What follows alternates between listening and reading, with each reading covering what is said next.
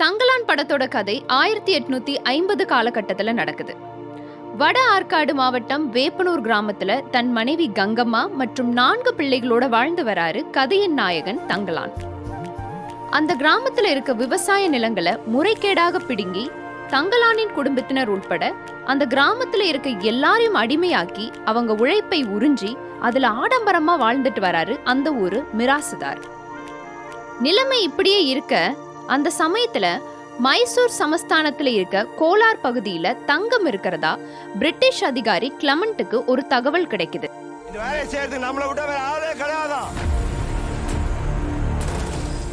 தங்கத்தை வெட்டி எடுக்க ஆட்கள் தேவைங்கிறதால தங்கலான் இருக்க வேட்பனூருக்கு வந்து அங்க இருக்க மக்கள் கிட்ட ஆசை வார்த்தைகளை சொல்லி கிராமத்தினர் சிலரை பிரிட்டிஷ் அதிகாரி கிளமெண்ட் அழைச்சிட்டு போறாரு. இந்த பயணத்துல அவர்களுக்கு தங்கம் கிடைச்சதா, இந்த பயணத்தால அந்த ஊர் மக்களின் வாழ்க்கை மாறியதாங்கிறதான் தங்கலான் படத்தோட கதை.